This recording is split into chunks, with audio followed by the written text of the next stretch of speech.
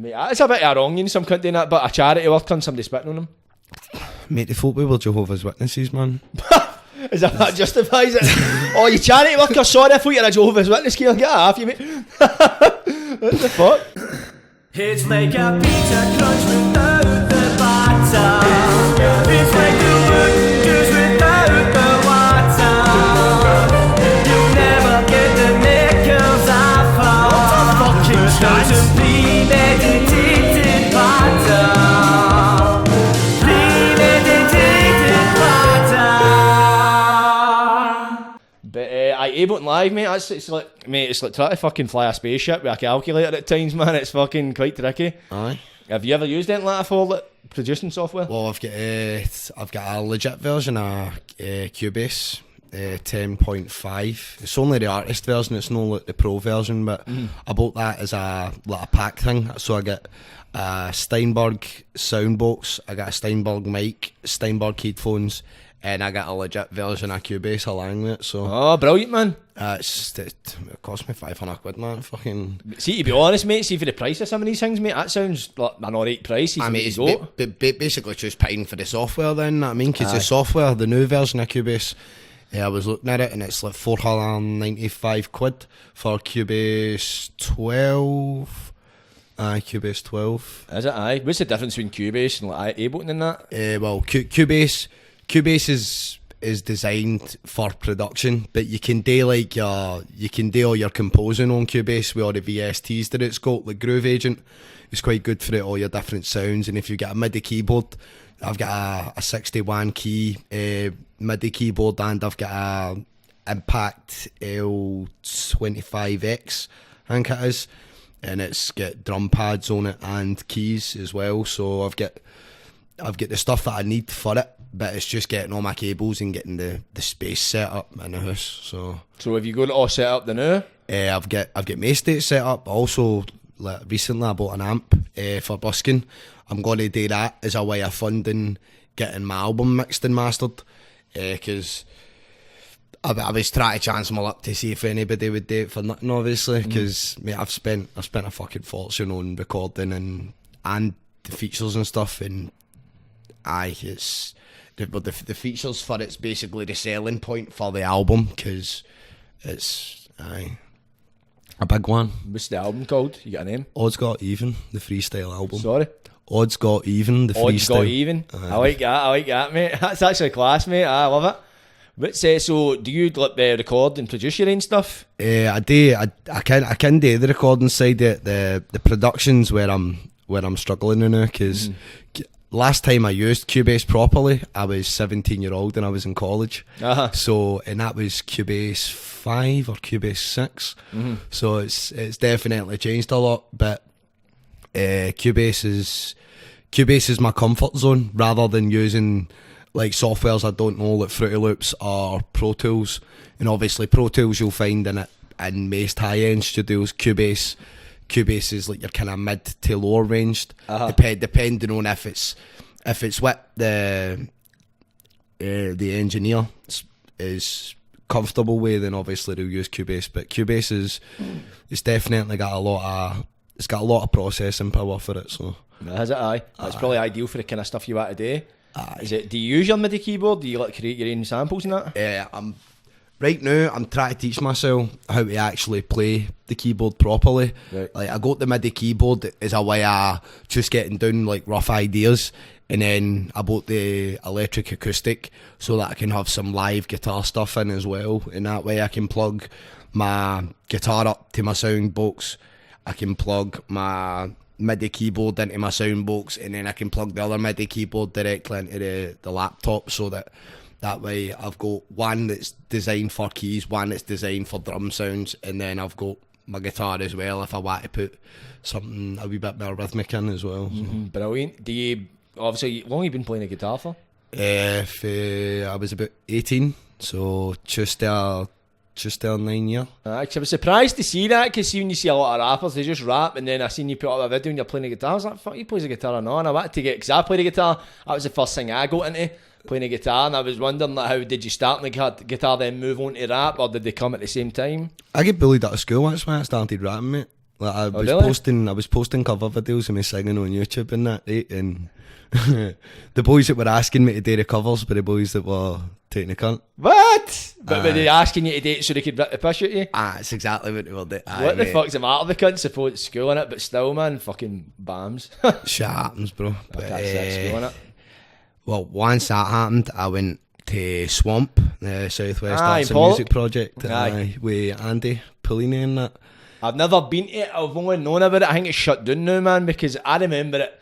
Because I used to see boys in there MCing, and I would always wonder, like, what the fuck they doing in there? Where is that there? And I found it was the Swamp. It was definitely it was a learning experience for me, because when I went in, they had like the art room, the deck room, they had the green screen, they had the recording studio, the live room, and then their computer suite room as well. And I'd done a course there, and I got to know the engineer Davy, and it was like, you know, have you ever tried like writing your own like have you ever tried like writing your like rap stuff? I mean, you say that obviously you got a bit of pent up hanging in you and that, and you want to get it out. So rather than doing it in a disruptive way, they tried to give me a creative outlet, and I started writing, and it just kind of stuck with me. It kind of clicked, and I was talking about stuff that was going on in my house that obviously I don't,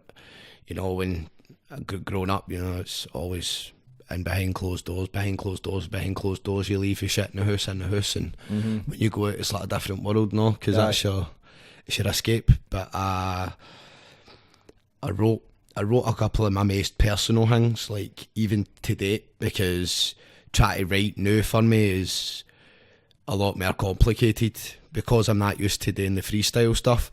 Like I stopped writing when I was about 18, 19, and for then I've no wrote like properly. I've no wrote a full tune, maybe 32 bars or something at the most I can write now. But freestyle wise, like just play me a beat and I'm comfy with it. See if I can feel it, then I'll have something to say on it now. So is that what you do? See your writing process now? See your album you're releasing now? Is that just a case of you found a beat you liked and freestyled it? Oh no, I bought the beats. I got an email off of somebody, and like it was offering me like this kind of pack deal. Obviously, it was sent to a lot of other people as well, but I bought the unlimited rights because the exclusives for it would have probably bankrupt me for the next 20 years. Nah, it's pricey, innit, man? It's pricey, they beats, man, if you're buying them outright. Aye, like you're talking maybe $300-400 $400 for quality music.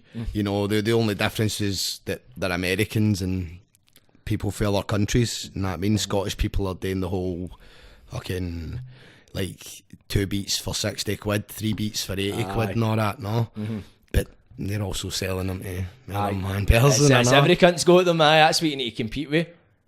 But so is that like what you done? You went and bought your beats, and what did you do like with the songs? Did you? It was all free. No, it was all freestyle? full freestyle album. First recording session, I went in and I recorded, I think it was 7 tunes. Just one after another. Once it was done, boom, next one, freestyle. And then the second time it was a 5-hour session, and I think I'd done another 10 or 11 tunes or something. And that was my album done in 2 recording sessions. For was it? Where did you record it? Up to Standard. Up to Standard, is that where you recorded? It's a good studio they've got in there, isn't it? Aye, man, Standard's brilliant. I done an Up To live, obviously with the guitar, and that was like a separate bit. Then I done a take 1 as well, the next day. But when I done it, I was like one of the first times I've rapped. I just fucking, a few times that I've rapped, I just done it just for something different. And I think I messaged the page. I was stoned at my box once, and I messaged like, when you get it in for a freestyle, and I didn't think they'd get back because they couldn't message it back. And I was like, it was like you came in. It was like the week after. I was like, no worries. I was like, fuck, I better write a freestyle then. Never done a freestyle before in my life. Had a beat, so I just went like that. Right, I went on YouTube and I was just searching for mad beats, and I found a mad beat. It was like a Mac Miller type beat. I found that. I was like, fuck it, that'll do, and just wrote it. But I was quite happy with how I done it, because it was the first time I done it. But it was a heavy good setup. But like when you go in, man, the fucking no expense was spared. No, definitely not. Especially when they done all the renovations and that. Because when I went in for my one take, obviously they were in the middle of renovations and stuff. Oh, so right. Like they never, obviously I never had headphones on in my one take, so they were just playing the beat Off an in iPad? the room, in the same room that I was storing in. And then obviously once it was done, he was like, Mo was like, right, give a second, and the boy with the camera was like, right, we're going to get you to run through it again and we'll do like the kind of ad-libby bit and that. And I was like, I can't do that. And he was like, how? I was like, I've not wrote any of that, mate. And he just kind of looked at me, it's like kind of like shocked look. And Mo said to him, he was like, this is literally what he does. Like, I sat and watched him one night, the New Year. Like, he was steaming, but he'd like freestyling for like an hour solid type thing. No, like, you?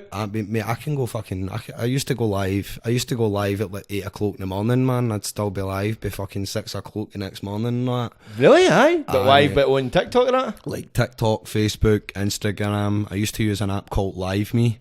They had this own thing called the Global Livehouse, and the most amount of people I had in a live stream was just under 8 million people, mate. Really, aye? So what is the live me? What kind of, how's that different to the other platforms? So like with LiveMe, it's like TikTok, but you can get 9 people in a box.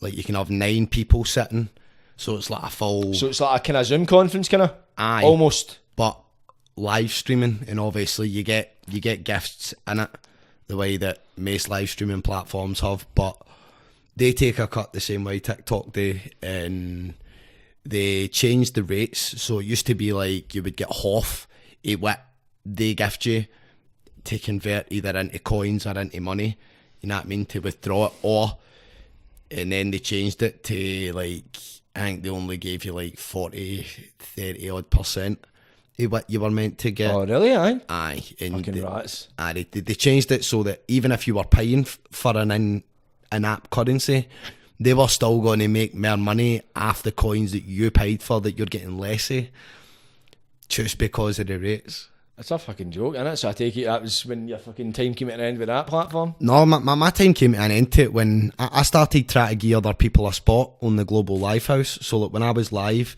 you get a half an hour slot, and I was one of the only Scottish people that they actually had on like doing it, and I got to pick 2 days a week where I would get a half an hour slot, and they would always leave like the half an hour after mine blank. Like they would always just like cover it because they gave me an hour. Like every time I would go live, it would so like maybe 5 minutes before the end, it would say, "We're looking to extend your time for another half an hour." So all you had to do was click aye or no, and every time, obviously, I'm like, fucking right, I'll click aye, man. If I'm going to get a wee bit more time on it, then aye. And because I was letting people on, they stopped me from doing it because it was meant to be my time, apparently. And I wasn't meant to be letting other people on. That I was letting on people that I knew had talents, but they weren't like, it wasn't what their profiles were about, you know. They weren't there to like showcase it and stuff. But when I heard them, I'm one of the people, know, like when it comes to music and stuff like that, if I hear somebody that's actually good at something, like, I need to give that push, no, because there's so many unrecognised musical talents in Scotland, you know what I mean? Because we've not got the whole promo campaign that England get. We've not got all the platforms. All right, we're getting more platforms now, but they've not got the Nothing population. to compare to the scale of England and that's got, or even America and that kind of stuff. We're still kind of almost in our infancy. It's starting to grow and starting to blossom, but it's still in the early years, I'd say, of that promo campaign. Obviously, the Scottish rap scene's been about for a good while, but in terms of promo, you're right, it's still kind of fresh. And there's not that many big channels. You get 1250, you get up to standard and that. Maybe a couple more, but it's like they're not as prominent as other ones. Well, you get Iron Bars. You had Crown Sound for a while. I don't know if Kane's still doing things, but I think he is. I think he is in the background. And then you've got Scotty Media. That's fucking terrible. It's terrible. No, I mean, I keep forgetting. I made that. Oh man, because Lee was the first platform to actually give me a shout, and it was for my Scotty Media freestyle. That was a freestyle and all. I ended up, he met me.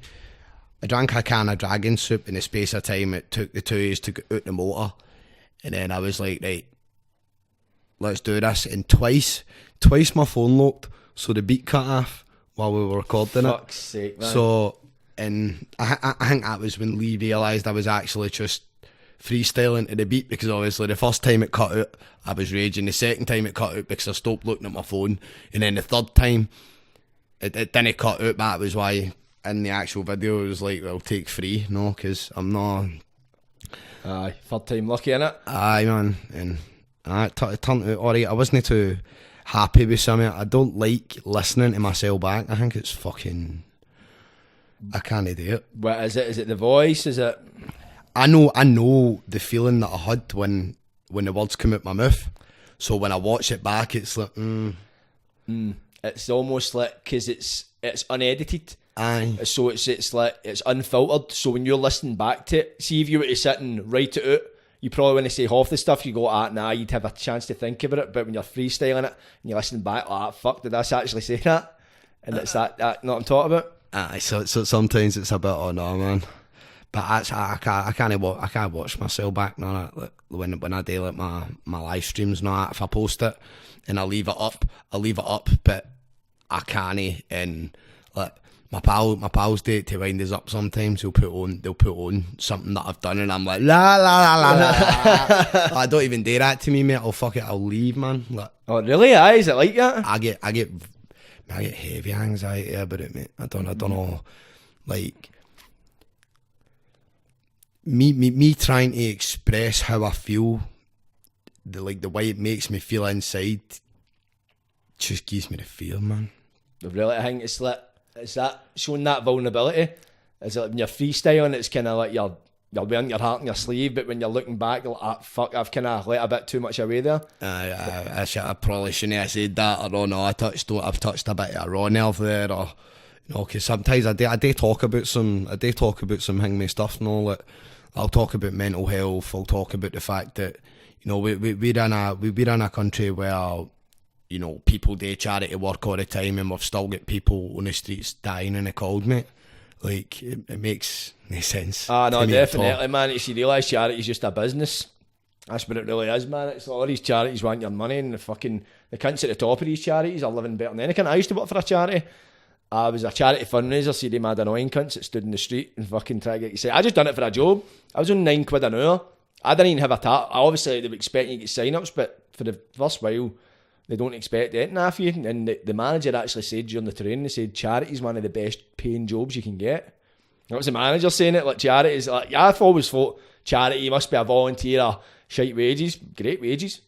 Get paid well. As long as it's no commission based, innit? I know. I don't think there's many. It's maybe, and I think you've always got a set rate. You've always got an hourly rate, and I think there's maybe some that'll maybe give you a commission if you get so many sign-ups or whatever else. But I think it's always a set rate, and it's quite handsomely paid. See, I done stuff with that. I don't know if you remember the thing, Mamba Marketing. No. A good few years back, they were getting young people in to do like the legwork.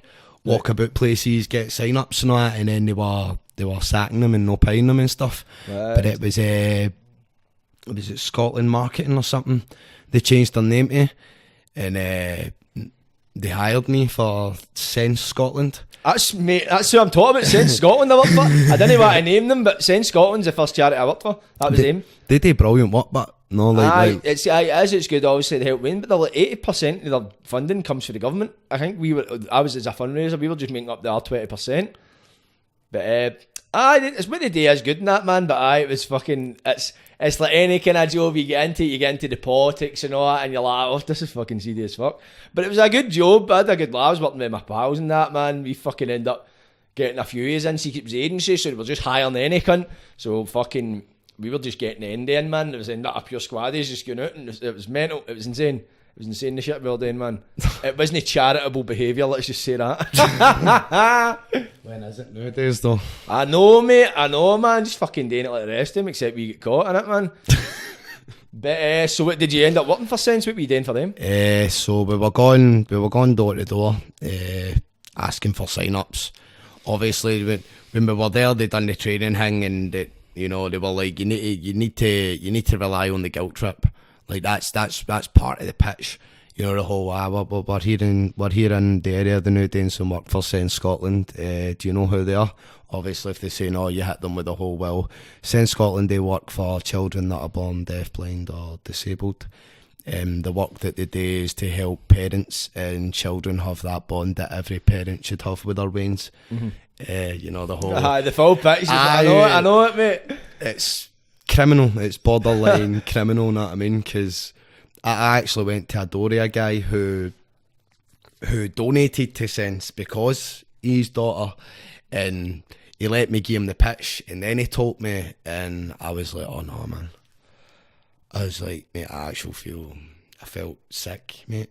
Like, I felt physically sick because I knew that I was there to appeal to his emotional side, but I never expected to already be donating. And he actually donated again. He signed up and everything, mate. Did he? Aye, you know. And I was like, mate, you honestly don't need to do that. Like, you're already donating. Like, you know, I can go away. Like, I can just say to them, like, we've already been to your door.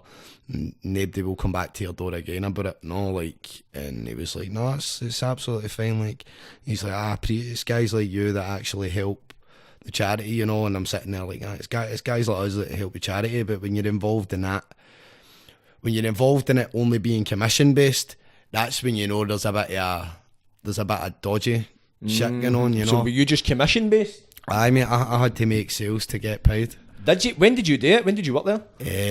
I was 18. I just turned 18.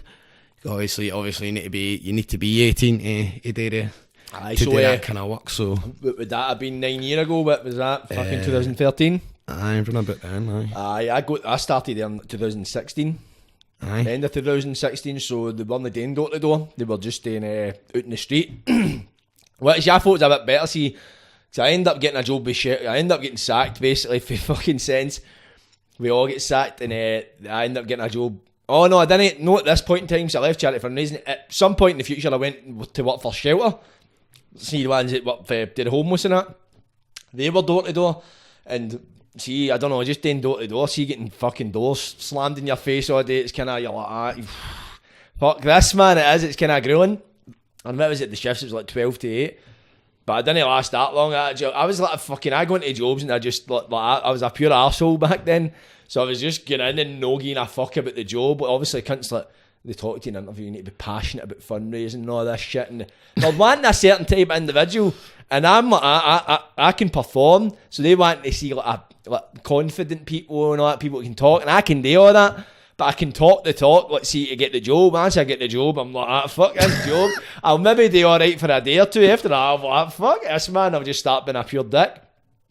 But I didn't lose the job because of that. I end up fucking trying to steal fucking shit out of Morrison's and get my bag snatched off us, and I had my ID nat in it. So I was like, fuck, can't get back here.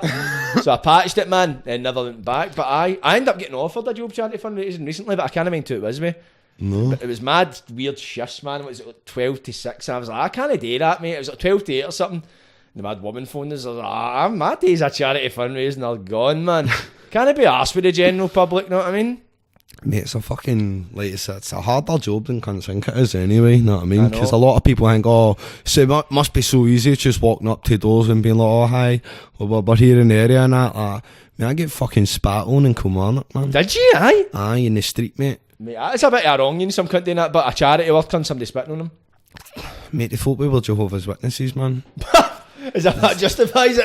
Oh, you charity worker, sorry, I thought you were a Jehovah's Witness, get off you, mate. What the fuck? Shit happens, mate. Oh, fuck it, shit happens in Kilmarnock, innit, man? Who was the cunt that done it? Was it a door? No, mate, it was just fun. Oh, so did you not even stop the cunt? No. Or was it just you're just walking by? Just walking past them in the street, mate. No, obviously, didn't like the look of the badge or the fucking fact that I'm suited and booted and... Aye, I get fucking spat on. Did you need to wear a suit? Aye, mate. Full suit, tie, shirt, fucking... The whole lot, mate. What the fuck? When I done it, it was just you had to wear they'd like a wee zipper or that, or a t-shirt. Obviously, it was during the winter I got it, so we wore it was a zipper. It's got a rain jacket, and it was like dark blue and it had to be Sense badge, but you had to do that shite like before you start your shift, you need to, when you pull it on, that's when you're working, but if you need to take a phone call, if you go for your break, you need to take it off.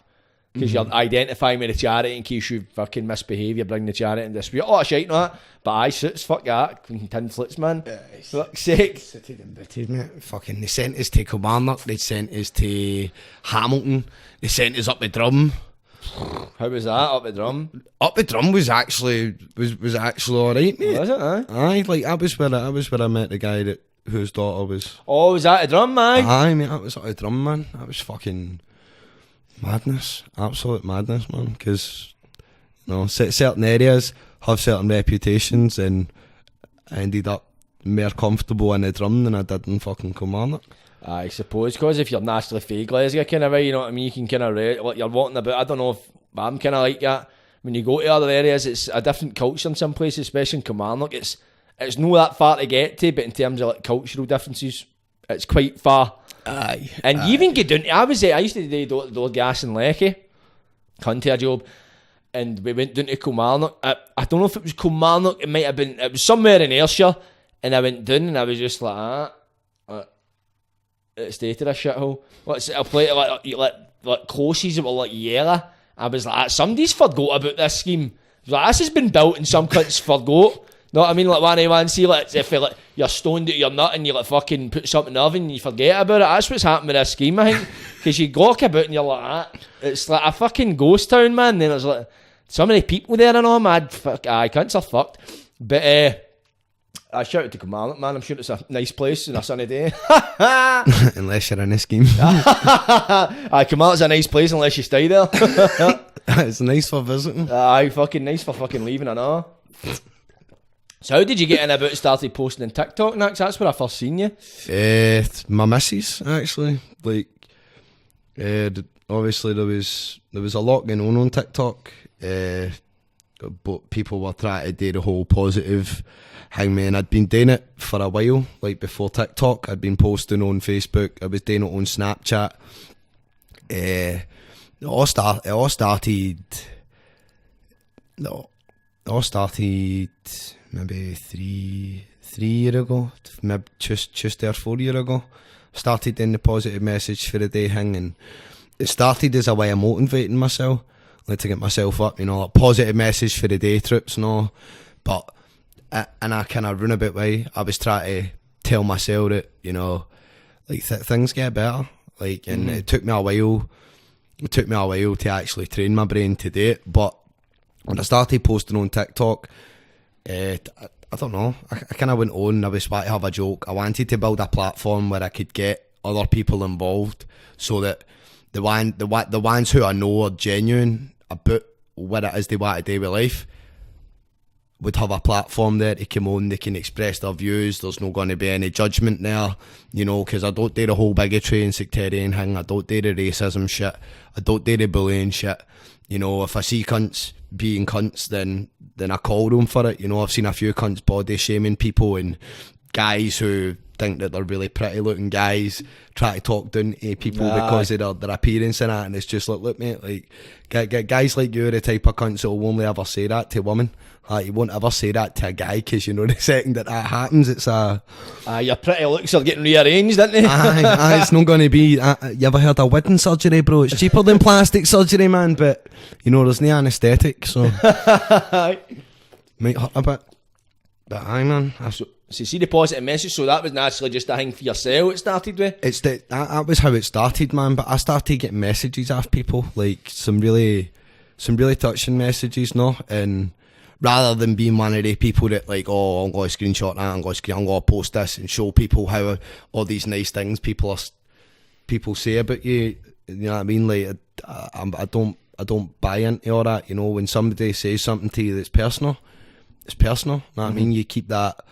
You know, that's something that the two of you have there. That you know, that you can grow through. It's almost like a wee kind of bond kind of thing. It's like between yous. Aye, man. And like, I've had messages for people for doing them that literally got me all teary and stuff. No, like, because like, I never thought that it would ever impact anybody like the way that they say it does, mate. And it's one of the magic feelings. Not I mean? You can't buy it, you can't take it, and it will give it, man. It's just a thing. It's one of the great things of life you can get, and it's only humans can really share with each other. Aye, man. And it's to know you like something you've done for yourself is making that difference to somebody, and it's like I've done certain videos and that kind of stuff. That's how I can kind of relate to it.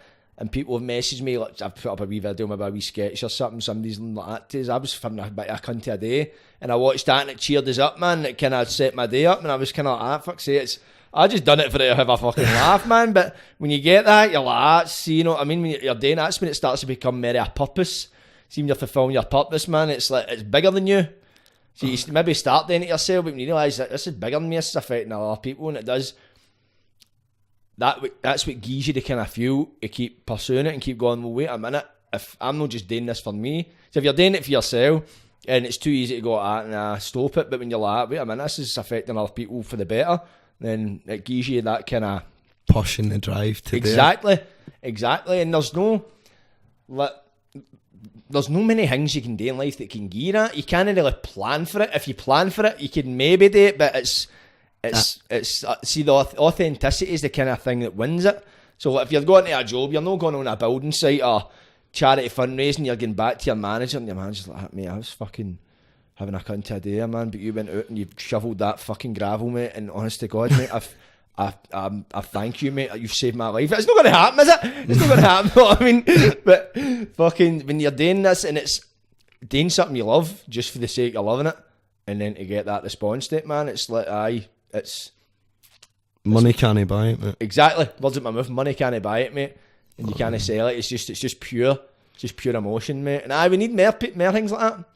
Definitely, man. But that's the good thing about I like some people like yourself on social media. You're the kind of person you say you like you see people that are good at something, you try and give them that platform, use your thing to help boost people. You've got too many people that they're in it for themselves too much. And fair play to them. If they want it. Everybody's got their own goals and that in mind, but it's always good to give somebody that extra push. Pay it forward, mate. That's the way to go, not me. That's it, 100%, because once, if we grow, we all grow in it, man. That's it, mate. We all grow together, or we don't grow at all, mate. You're right, mate. 100% right, man. I mean, so how's your reception been on TikTok since you've been doing that? It's good and bad. I get. You're always going to get a troll. See, if you're not getting trolls, you're not doing it right.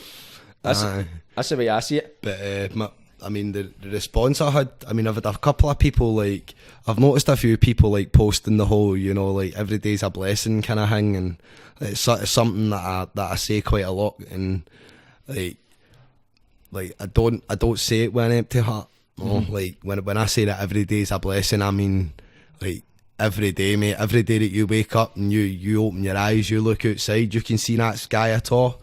That's a fucking blessing, mate, because you woke up with your sight for one. Know what I mean? The fact that you're able to stretch your legs, you're able to move, you're able to breathe for yourself, it's all a fucking blessing, because there's people that spend the last part of their life on machines. There's people that don't even get that chance. There's people that fall asleep one night thinking they're going to wake up and they don't wake up the next day, man. That's it, mate. So many people that's went to bed with plans for the next day and they've never came to fruition because they never woke up, or people that went out, went to work, fucking crashed their motor. So many people, know what I mean? The majority of people that have died expecting death is probably a very small percentage. Like, it's like most people that have died have had plans. So that's the thing. It's like having gratitude. And see, when you have gratitude for your life, it makes your fucking outlook in life so much better. It's like, I'm grateful for what I've got. Aye, mate. It's not about I want more than what I've got. I'm content. I'm content with where I'm on, man. Like, I'm not starving. I'm not freezing. You know what I mean? I'm not alone. Like, I've got my partner, Demi, obviously, and I've got people that I would trust. I trust with my life, man. And for a long time, I didn't trust them, mate. Like, even family, immediate family, fucking distant family, everybody it just felt like everybody had their angles. And I went away. I met my missus. And my whole life flipped on its head. That's the thing as well. See, when you feel it, when you're in the darkness, it's like it sets you up. It's like it sounds like a pure pine Facebook quote, but it helps understand what I'm trying to say. It's like when you feel like you're in the darkness, but you've actually been planted. You're just ready to grow. and that's when you grow into it. It's like when you get your darkest times, that sets you up for your best times, doesn't it almost? But obviously you talk about, like, obviously you do a lot of mental health stuff. Obviously you've had your struggles with mental health and that kind of stuff as well. Aye, well, when I was 22, between the age of 21 and 23, I tried to kill myself 3 times, mate. I ended up in Leverdale twice. The first time I was in was a 7-day observation period. That was for them to see what was going on, to see if it was substance, if there was substances involved.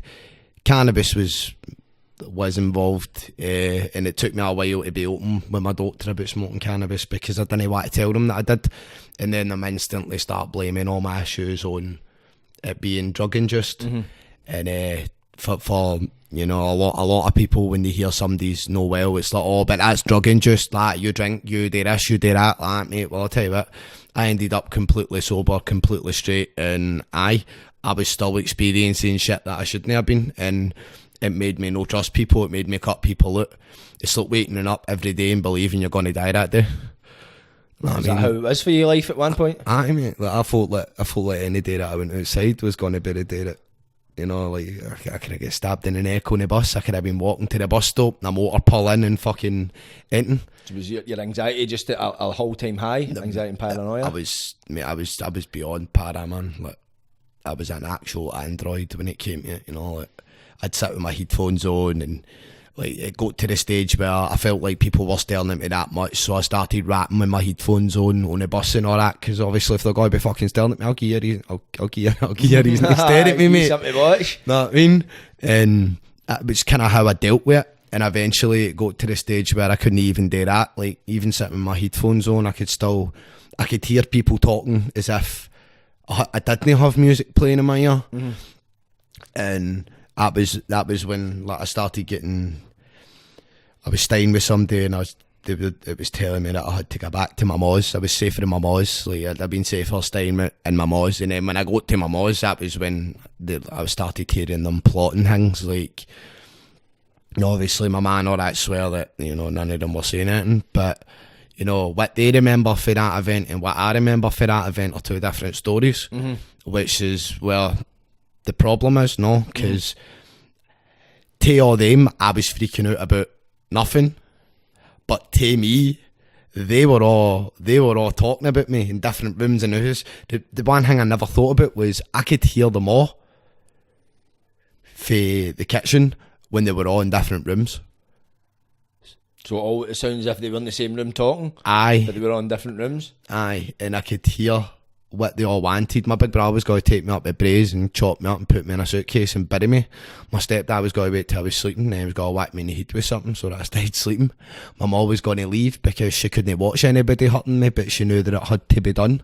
And my wee brother and sister wanted me to jump out the window and the tap dancer in the flat. So aye, mate, have you any idea where that all kind of started for? Was there some kind of event that happened that kind of started triggering that? Or I wasn't sleeping, I wasn't eating, but I thought my man, I thought the people that I was staying with and then my man were trying to poison me. Like, I would sit and watch them cook.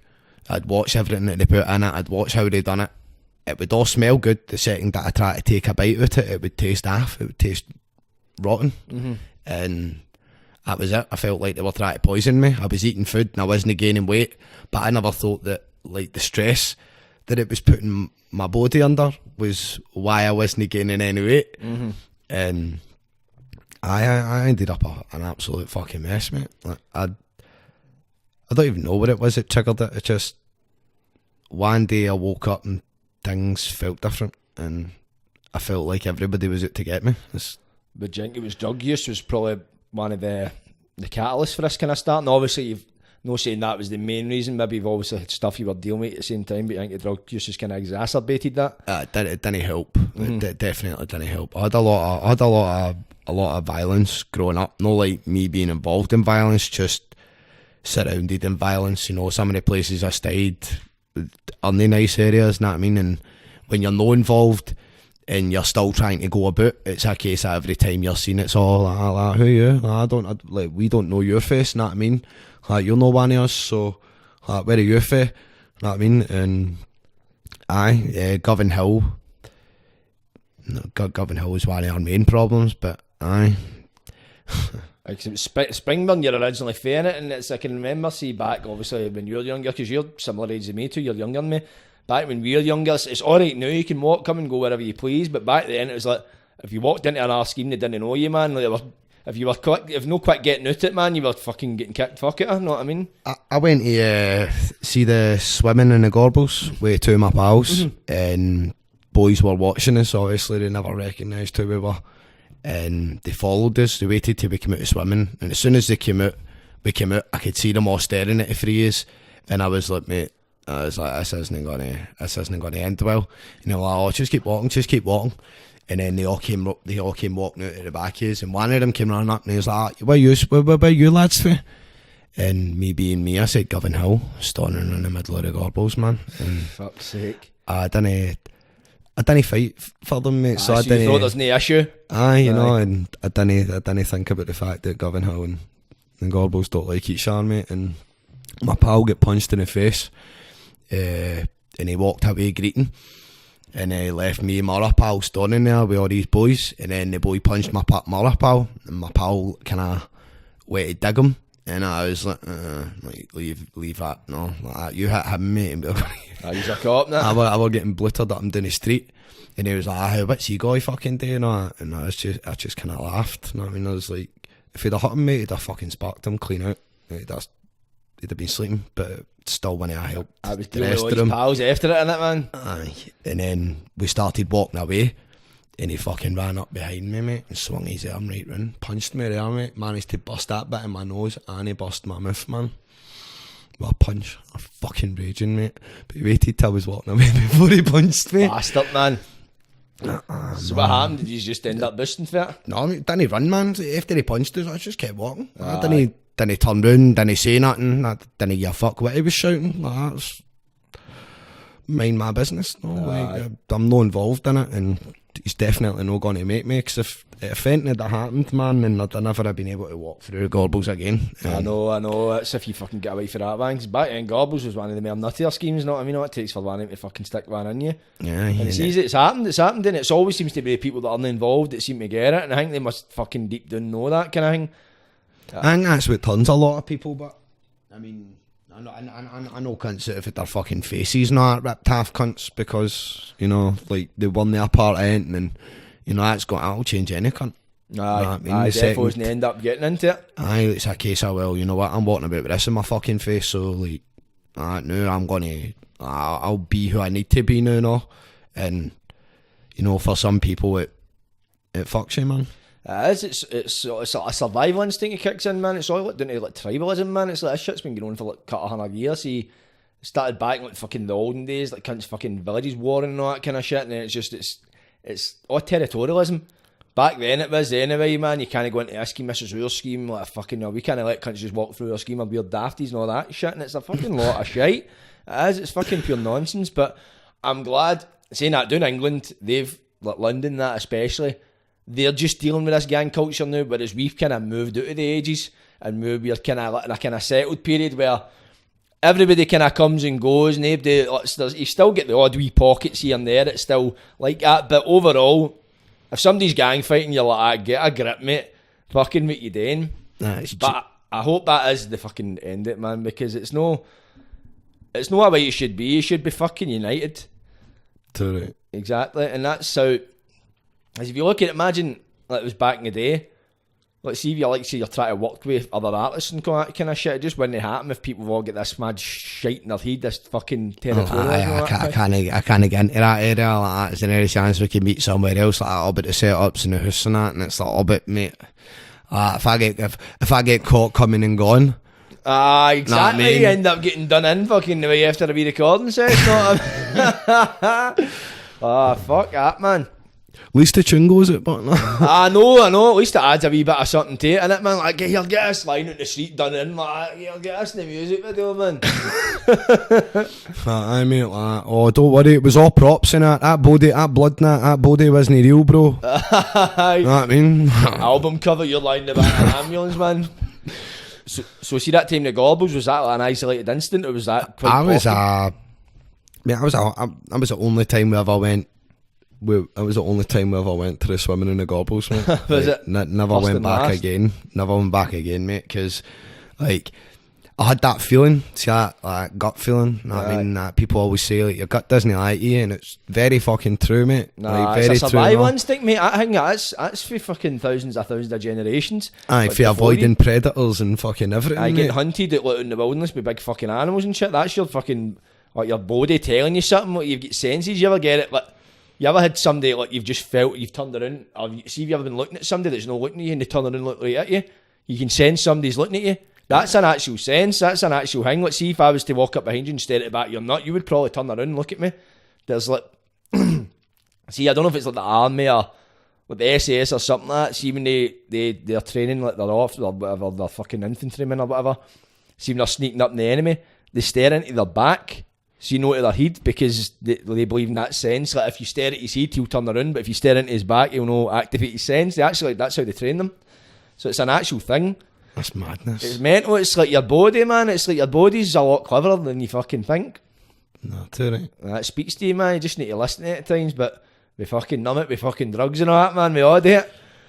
That's very fucking true, man. Like, what you were talking about the TikTok stuff and that. Eventually, I started getting on there drunk, right? And that didn't go down well. It went down just about as well as it used to when I would go on Facebook and go live streaming, jumping about with a bottle of Buckfast in my horn and a cup with Jack Daniels and cola and my other horn and that. And I was never a drinker and all that, right? So when I started doing that on Facebook, my ma was getting messages off of people that I'd grew up with and like family members that know me, like, is Connor alright? What do you mean, is he alright?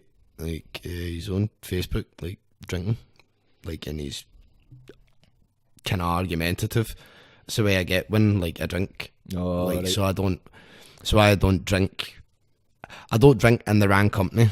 Like, see if I'm no sure that I won't drink round about the people, because when I do that, I'm either going to end up getting my head smashed in, or I'm just going to get that hang me to the point where I'll either need to leave or they're going to need to leave, because I can't. Got to create a bad atmosphere. Aye, and when I get like that, I end up hitting myself and all that. When I'm steaming, I end up like punching myself and all that. Like when I get bad vibes, because I'm like, hey, well, if I hit myself, I'm not hitting anything else. No, and I used to be bad for punching walls and that, and the amount of times I've fucked my knuckles, man. That's just permanently good. Nah, I can see it, man. So it's like a form of kind of self-harm almost. It's the way I look at it is, if I don't hurt anybody else and I hurt myself, then I can deal with it.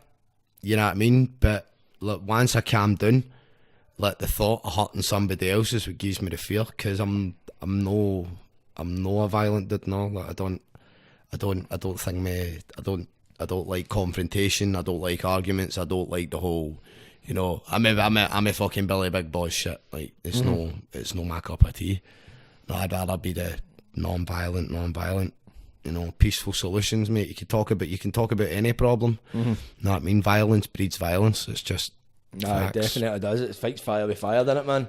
Aye. What is it? See, obviously, see when you do that when you're drunk, is there something in your mind? Is there a reason behind it, or is it just the drink just doesn't agree with you?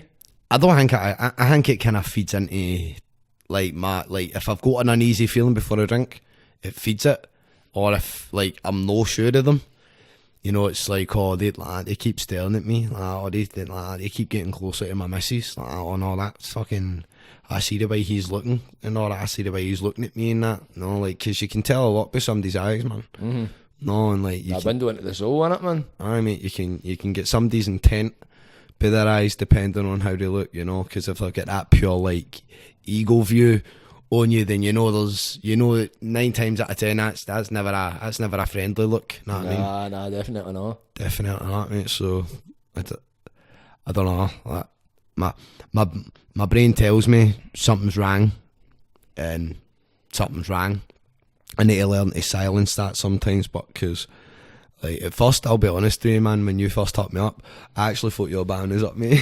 Oh, really? Aye, like, and I don't mean to hang me, it's just, like, I've had a few people ask me to do things, and like, when it comes time to actually doing it, like, it never materialises? It never comes in. Mark McGee gave me a shot on You Call That Radio. Aye, Mark's a good guy, man. Mark's a lovely dude, man. I got all the time in the world for Mark. Andrew McKenzie, Iron Bars, he done a freestyle thing for me when I was doing battles with Iron Bars. They were not my proudest moment either. My first battle, man, I ended up, like, I'd been up all night drinking, and on the way to the battle I was drinking Red Bull on the train, and it went down the wrong way, and after I'd recovered from not being able to breathe and all that, I was like, imagine the headlines in the paper that day, man. A rapper chokes on the way to the battle. Dies on the train, you know what I mean? But honestly, I thought I was going to die, mate. Oh, really? Aye? Mate, my face was gone blue and all that before I actually caught my breath. It went down the wrong pipe, and... Oh, what, you choked in it? Aye, look, that pure... Aye. That was like that, and... Oh, no, man. It was not, because my missus was looking at me pure panicked and all that, and as the panic in her face is getting worse, like, the panic inside me is getting worse, and I'm like... It's just making you worse? I couldn't breathe, mate, like, at all. I couldn't... Every time I tried to breathe, it was almost as if I was breathing in more liquid that it just kind of stuck. Almost drowning in a fucking Red Bull? Aye, mate. It was not cool, man. It was not. So I take it, but you made it to the battle then, obviously? I made it to the battle and ended up fucking... I lost anyway, man, but I went there with they... I don't do the whole, like, research and doing all the personal shit on people, you know, with a freestyle. So, like... Me coming with anything personal or anything that anybody else says to me isn't my thing. I mean, after it, people were like, "Oh, you should have went to the fact that he looked like a lecturer and that." And I thought about it, and I was like, "Nah, it probably would have been a good angle to go, man." But like, nah, big up to Gary the Bollocks, by the way, because he fucking definitely gave me a run for my money, and for my first battle, it was a lovely turnout to see so many people there for the event at Sketches. No, it was the first time I'd ever seen the whole room packed out and the outside part where everybody sits and smokes packed out and all. So it was mobbed, man. It was How long was that? That was about 2 years ago now. Was it quite recently? So do you still do battles? The last battle I'd done was Crohn's, and that was like when the whole lockdown shit started, and I won that one. That was the only one out of the 3 battles I've done that I won, funnily enough, and it was the only one that was judged. It wasn't like crowd response. Oh, was it? Was Who was the judges? It was a woman from London. Maybe the rappers? I think they're all involved. They're all involved somehow. Maybe not so much rappers, but maybe involved somewhere in the industry. Aye, and like the feedback I got was good, man. She said that, well, you know, I can find the pocket of the beat and I can rap. So that was enough for me, you know, because a lot of the time when I do what I do, mate, like I don't say that I can rap, you know, like a freestyle, but like. I don't want to be one of the people that when people say that you're good at something, it gets to the point where you're like, oh, I'm a fucking... It inflates your ego, man, goes to your head. Aye, you know, you just... I appreciate the fact that people enjoy what I do, and if people can relate to it, then good, because I know what it's like to feel that lonely feeling, you know, and that is what it's about, you know, like you write a tune about something personal to you, and then people will be like, you know, fuck, you know, I've never really told anybody this, man, but I've felt like that at some point, you know, like I felt something similar to that. I've been in this kind of situation, and you know, that stuff, it lets people know without them having to open up that they're not alone, you know, which kind of ties in with the whole mental health thing and all, you know, like music music connects people regardless of who you are, unless you're one of the people that are numb. You know what I mean? It's like they are the only kinds of people that just don't like music. I mean, when I think about it, I couldn't imagine being somebody who goes every day without any music. You know, like that to me is, I don't know.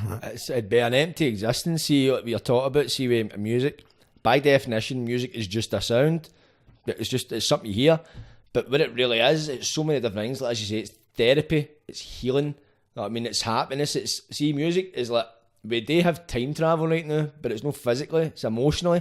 And music helps transport us. Like, you ever listen to a song and it reminds you of a point in your life, maybe brings back a memory. You're like, I would have never, where was that? That was somewhere in my mind and that brought it back out. Like certain songs, like, if I use like see Coldplay, Viva La Vida, that dun dun dun dun dun dun dun dun.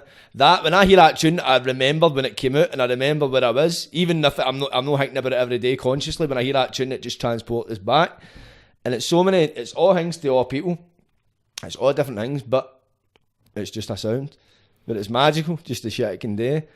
And the reason why I do it, and I think you're probably similar to yourself, it's like, see, obviously you do.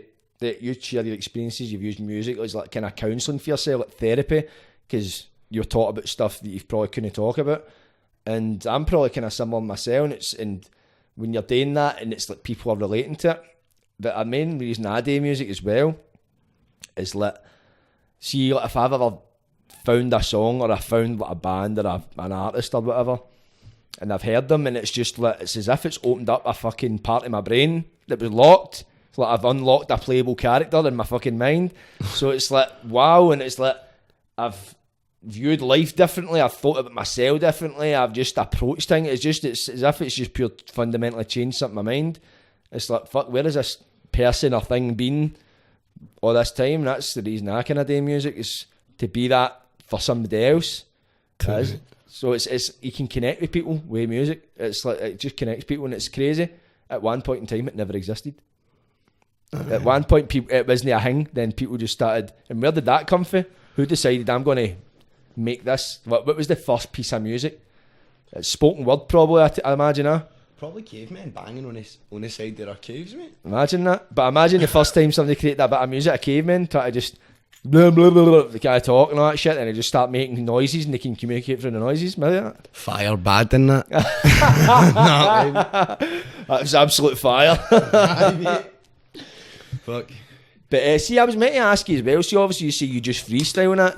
So see, when you're going into like day of freestyle, do you have a concept in mind? Do you just listen to the beat and just start going, or do you have like, I'm going to freestyle about this subject or whatever? The music dictates it to me, mate. Right. So, like depending on the vibe I get after music, will depend on how I approach it. Mm-hmm. Like if it's kind of laid back, then it'll be more conscious, and if it's darker, then it's more, you know, gritty kinda. There's a wee bit more of a twist in my thoughts when I talk, and sometimes when I freestyle, right, I don't make any sense. Like the words sound like they don't. Well, people say they don't make sense, right? But like I get words jumbled. Like sometimes I have a thing called disorganized speech. Mm-hmm. So it's like I know what I meant to say, I know what I was trying to say, but it comes out your mouth, it's jumbled itself up. But it happened to me myself a lot of the time, man. I can sympathise with you. It's fucking, you know, and then people are sitting, well, deja vu moment now, mate. What? Really? Oh, that was creepy. Oft. Aye, really, mate. Aye, oh. Deja vu with that sombrero behind you. But mate, literally see just the point of view of staring at you there. Aye. Well, that makes it sound even worse, but like that was pure like deja vu. I don't know where that came from, but it's a mad thing, deja vu, innit? Aye. It's fucking mad. It's like there's no really explanation for it. It's no right, that's because of A, B, and C. It's like it could be this, that, and it, but nobody knows. It's a crazy thing. Could be in the Matrix. No, man. Like, nah, kidding. Nah, but it's fucking. You need a wee second to get a breath. You want a bit disturbed after that? Mate, it's. I can't even remember what we were talking about. We were talking about, see, you get your words jumbled up and that, because obviously you're talking about freestyle, and you say some people say it doesn't make sense and that. Aye. I don't know, man. Like when it gets like that, like I try and like I don't realise it, and the times that I do realise it, it's, you know, like that's when people are more likely to jump on it if you don't point it out. So when I do it and I realise that I've done it, you know, which really doesn't happen very often. Usually it's my missus sitting in the background going, no, that's not, I know what you meant, babe, you know, and it's like, well, now everybody else knows that what I said there didn't make any sense either, you know, but she keeps me right, mate. Keeps you in check. So, see when you say, like, you'll point out before somebody else does, I take it this is after you've done the rap? Oh no, mate, like I can... Is this during the rap, the like, freestyle? Aye, mate, like... See, that is a talent in itself, and that's it, see, to do that, man, it's like, it's one of the things that's impressive and a feat in itself, and by doing that, you're almost saving yourself it. So, like, saving yourself for, like, the criticism, because you're actually pointing it out. You're pointing out whilst you're still rapping. That's a fucking talent in itself. Mate, I love the way I do what I do, because it started with me sitting in a room and just playing instrumentals, like, and I would only get maybe 30 seconds, 45 seconds into it, and then my brain would go blank, or I'd be like, I'm not really feeling it anymore, you know. But at their time, I went from 30 to 45 seconds to a minute and 20 seconds to a minute and a half, a minute 45, 2 minutes, and now I can do a fucking 7-minute beat, like on the spot, you know, and like there's times where I'll stop for a second, or I'll give myself a breather, but it's no like, you know, when I say a second, I mean like it's literally enough to take a breath, type thing, before I'm back at it again, because, you know, it's very easy to rabble shite. Aye, you know, just saying shit for the sake of saying it. Aye, you know, but it's different to actually. It's easy to speak empty words. It's a lot harder to say it with substance. Aye, especially in a freestyle, because a lot of people go, oh, but a freestyle is free of style. Shout out to all the Facebook people and that, no, that like that. Well, nobody likes that debate. Everybody hits you with a Big Daddy Kane's point of view on freestyles. It's free of style. No, if you want a freestyle, then it's in the moment, off a tap, on the spot. There's none of that. Oh well, I've got these wee bars here that, you know, I can fall back on and all that, because even that isn't a freestyle. Whether you wrote it for that beat or no, doesn't change the fact that it's written. Do you know what I mean? Aye. So, of course, I was always under that impression. I always thought a freestyle. I was actually it was kind of like finding out wrestling was fake quite recently. When then that like fucking or like comedians write their jokes before they do a set. Like, what these freestyles are written. Like, what the fuck? I thought that's. But then I was like, right, obviously I must have it wrong. But then I think it's just, it used to be maybe at one point that's what it was, and then it's just, as the times have progressed, it's became more not a freestyle as what this is. But there's obviously still the kind of like more old school people like, nah, this is a fucking freestyle and that's how it is. And it is right in that sense. But I think it's more because there's less people who can do it. Well, I've met a few people that can. AJ can actually freestyle. Can he? Aye. Because you always think we are rapper. You'd always think like freestyle's second nature. You would think that. And obviously, I would have been wrong to think that. Know what I mean? But that was me like a while ago thinking. Just you assume, didn't you? You just assume that's what people do. You just think if you're a rapper, you freestyle. But nah, it's not always as black and white as that. A lot of people are more comfortable with the writing. And I get that, you know, the whole point in the writing is the cathartic process of expressing emotions that you don't talk about. That's why it's called a release. But at the same time, like with me, with the way my brain goes, like I can't sit and keep a line in my head. So like if I get a line, like I can start writing it, and before I've finished it, the line's gone, and I'm 4 lines in. And I can't remember the lines. I can't remember the other 3 lines in between that line and the first line. So I get frustrated and then I don't write anything. I just rip the pages up. So that's why people have said to me today the whole like, oh, get a wee recorder or something. That's what I was just about to say right there. But that still involves me listening back to myself and having to. So if you were to listen back to it, you probably would never release any of the stuff. I'd be like, I don't know, man. Nah, I'm not. I'm gonna cut that bit. I'm gonna cut that bit. I'm gonna cut that bit. You would get your horns too involved in it, and before you know it, it's just became something totally different from what came out. Aye, and like when the way I really view it is that, you know, when I say it, if I say that, I meant it. You know what I mean? And you know, if it's an issue for somebody, I apologise, but you know, I'm not responsible for how other people feel when they hear it. Like, I'm only responsible for my own actions, how I react to it, and you know, how I deal with it. And for me, the freestyling is what keeps my brain balanced, rather than letting me go too high or too low, or if it was, you know what I mean, then I can get it out in a way where I'm not doing it to be an arse. I'm not doing it with a negative connotation, you know what I mean? A date is a way if I don't, then I'm going to talk to my doctor more than once a week, every week. And to be honest, I don't like talking to my doctors. I'd never liked it, you know, but I had to, because if I didn't, I wouldn't be here. Like, for real, I wouldn't be here. I'd have gave up, mate, because I couldn't live the way I was living. And a lot of things changed quite quickly. Like, when I came out of the hospital, I'd went in a relationship with somebody that I'd met in the hospital, which probably was one of the worst things I could have done, because, you know, you don't ever start a relationship in a place like that. I mean, how geez meet? We met in a funny farm. Aye. Know what I mean? And I say the funny farm, and I'm very hangy about mental health and all that, right? Because there is a lot of stigma, but the ones that know, and the ones that don't are the ones that are online glorifying illnesses that they don't have. You know what I mean? They've got no clue how it affects people. You've got the ones that will greet on videos and all right. There's some people who greet like when they're talking, but there's a complete difference between talking and greeting on a video than there is for greeting with a sound.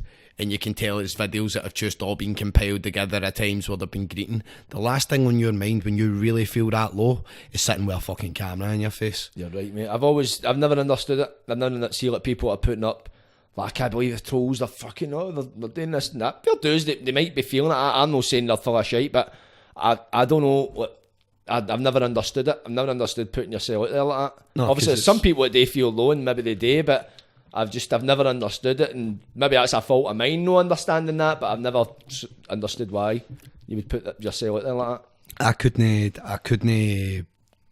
I don't, it makes me seem quite closed off to it, right? But the only time you will ever know that somebody really doesn't want to be here is when they're not here. And that is the truth of it, no? Because you get people who'll be like, oh, I want to do this and I want to do that. No, you don't, mate. Because if you really wanted to do it, you're not telling anybody. Like, that is the actual. Aye, that's the truth of it, mate. You're right. You're totally right. Like, you don't open up to people. You don't let people know that you're not alright. You know, when anybody asks, it's always I'm plodding on. I'm doing alright. I'm good. No, look at Robin Williams. I know. Like, literally. No, was it Robin? It was Robin Williams. Robin Williams. I get the two mixed up all the time. But like a guy who literally inspired generations of people to laugh, and nobody knew. No, like it's true what they say, mate. Like the happy ones, the ones that try so hard and. Like they're the ones that when it comes time to it, like people look at them and go, oh, but they're happy, so they don't need to be checked up on. But they're the person that's trying so hard to make everybody happy, because the feeling they get for it makes them happy, but it never fills the hole. Aye. Only kind of mask it. Only kind of puts a plaster on the wound, almost. It gives them enough to get by for the day, but it's never a permanent remedy for you, know. Aye. So, man, like, mental health's one of my main talking points on TikTok, because there's a lot of cunts on TikTok that do the whole fucking, you know, dairy videos where they're pointing to the words of their symptoms and that, and it's like, mate, you've well done the whole Google checklist. You know what I mean, like that, because you're literally bullet pointing shit. There's no personal experience behind it. There's no, when they talk about it, it's so impersonal. Aye. You can see through it, and obviously being somebody like yourself, because you've experienced your fair share, so you probably know more than most. Like you've actually been through being in institutions and that, been at the lowest point, so you'll be looking at it like that. You just know deep down. You can sense it, no, and the places on the way that you get cunts posting videos about it either, right? And I've seen that shit too, the ones that are, oh, I'm just at the hangman and all that, and they're pure all happy, and you're like, ah, mate, like you would never be doing that, like never, you know, like when I got discharged, they said to me the one thing they don't want from me is me to be a revolving door patient, basically one of the ones that are in and out all the time, you know, because there is a possibility that if I get no well again, like that's where I need to go, you know, like I don't get a choice, you know. It can get to the point where somebody else has to make the decision for me when I get no well, because I don't do anything the way I'm meant to, you know. I don't look after myself. I'm not cleaning myself. I'm not brushing my teeth. I'm not fucking shaving. I mean, the day when I woke up today, try to get a hold of you yesterday, and it said that you'd been banned. I've got hang me on TikTok, basically said that you weren't able to receive messages because of community. Is that why I didn't get your message to the day? Aye, mate. Because I just thought when you didn't message back, I was like, right, maybe he's busy. And then because I get banned for a pure dumb video, I get banned and then I appealed it and got it back. But I didn't realise that I couldn't get sent messages if I was banned. Aye. So that's a joke. I see. Even if you win your appeals, TikTok don't actually like. They let you back on it, but it still counts as like you've been a ban. So see if you're getting up for another one, it's like you still get your week and all that, man. So I'm getting pure account warnings and all that shit. Oh mate, I'd go my account was permanently banned. My actual account, the one that I use permanently now. That was banned permanently for going live because I was getting mass reported off somebody because I stitched his video. I won't say any names because I know he watches your podcast. So. Oh, does he? Aye, I actually seen a comment for him the other day, and I was laughing about it because obviously you'd been saying that you wanted more, and I was like, if he sees my face on this, man, he's not going to be as supportive of this. I better not report my fucking podcast, you cunt. I wouldn't put it past him because I ended up with like 6 videos. Like, see that one with the sound of Suzuki Nakamura? Suzuki Nakamura, you wee dick. I get reported for racism with that video. Really? Aye? Aye, mate. And they get it took down because they get a few people to report it at the same time. Fuck's so like that's how trolls get you shut down, mate. They mass report you. So why what they got against you? I stitched a video. It was moaning about overly positive people, and I'd been doing like my positive messages for a while, so I took it quite personally. Aye, and I was like, that sounds a bit, you know, a bit too close to home. Aye, I felt as if he was trying to be indirect about it, and because I felt like that, I stitched it, you know, and I was like, look, I'm gonna give you a point video here, mate, about you know, you're talking about people being overly positive in a global pandemic where everybody's fucking losing their shit. Like, you know, people need a wee bit of positive. They need to have that encouragement that things will get better, you know, because without that, like, it only leaves that dark, you know, and like you can't really moan at somebody for it. And it got to the point where I messaged him about some personal stuff. He told me some personal stuff.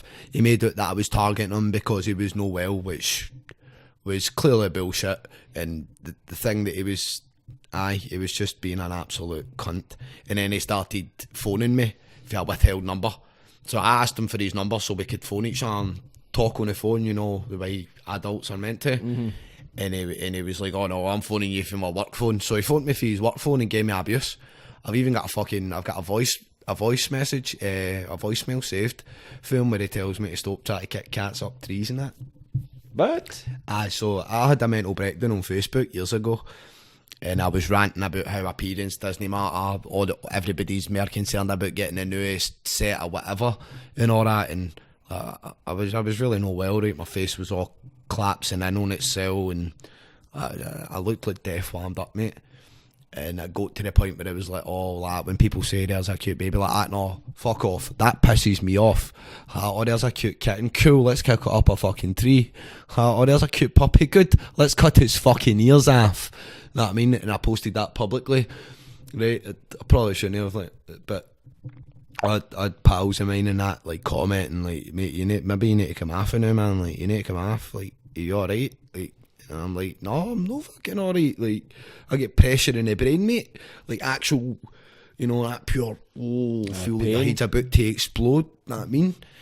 And he took the clip of me saying the bit about the baby, the cat and the dog, and posted it on TikTok and made it that the way I'm on TikTok's on acting it. But he took a video for 5 years ago to prove that the person I'm now is an act. And it's like, right, okay. Mate, at that time, I would never even have thought of being the person I'm on now, because I was in a different environment. I was in a really toxic place, you know, and it wasn't toxic on one side, it was toxic on both, but I was already no well.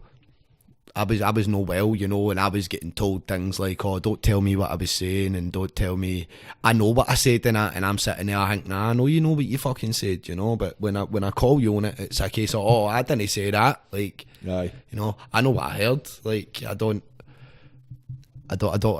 miss a lot when somebody has my attention, they've got my attention, no, and, you know, the whole muttering things under their breath and that, it didn't go down well with me, and it got to the point where I was argumentative and I had to go. And the only reason I got out of that situation was because I ended up in Leverdale, and